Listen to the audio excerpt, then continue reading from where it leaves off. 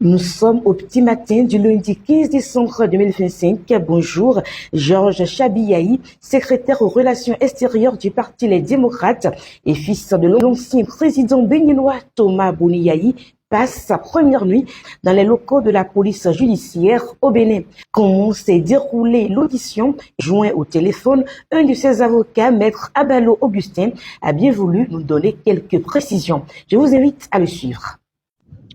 Oui, en termes de charges retenues contre M. Chabi, il faut dire que très tôt, en fait, depuis son interpellation jusqu'au début de l'audition, on ne savait pas vraiment pour quelle cause il avait été interpellé. Et on avait espéré que, au terme de l'audition proprement dite, on saurait à peu près ce pourquoi il était interpellé. Et donc, il ressort notamment des questions qui lui ont été posées, que les faits pour lesquels on est allé l'interpeller sont, entre autres, relatifs au récent événement que notre pays a subi le 7 décembre passé et qui, fort heureusement, a été déjoué. Il s'agit du coup d'État déjoué du 7 décembre 2025. Et il est revenu que M. Chabi aurait eu des rapports ou des relations en sa qualité de membre du Parti Les Démocrates et notamment en tant que responsable chargé des affaires extérieures. Et en tant que tel, il aurait été en relation avec des personnes ou personnages ou des mouvements politiques, voire des représentations étrangères. Mais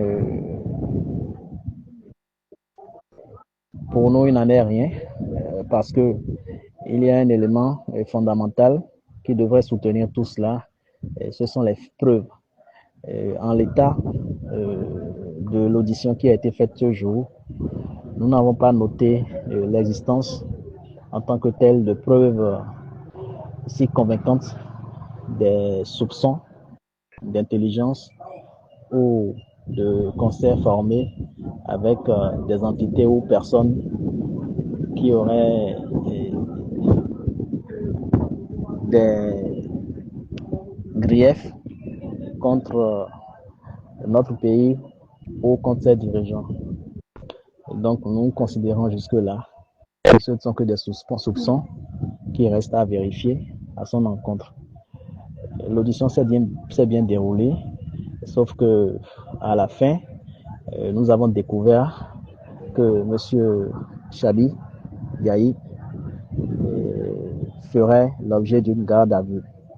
Et sur cette question, il faut dire que la garde à vue ne nous a pas été notifiée comme on en a l'habitude. En tout cas, personnellement étant présent à l'audition, je n'ai pas vu de fiche de notification de garde à vue présentée à mon client qu'il a lu, que j'ai lu avec lui, et qu'il a signé devant moi. Et donc, je ne sais pas, je peux aussi me tromper, peut-être que cette notification a été déjà faite préalablement.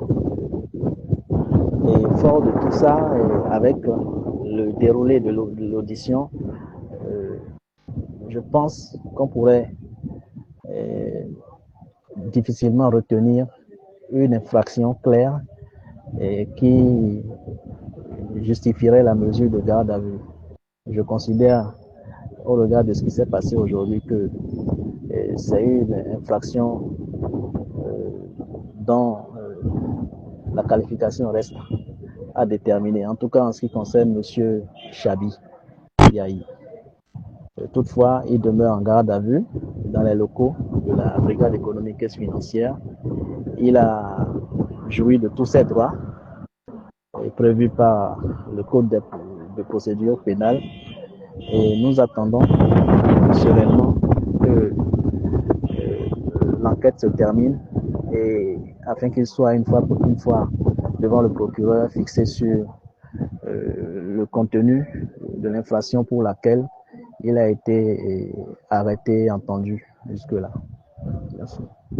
Nous nous excusons pour la qualité du son diffusé. Laissez-moi vos avis en commentaire. C'était Madame Actu. Abonnez-vous, il y a l'information à le pouvoir.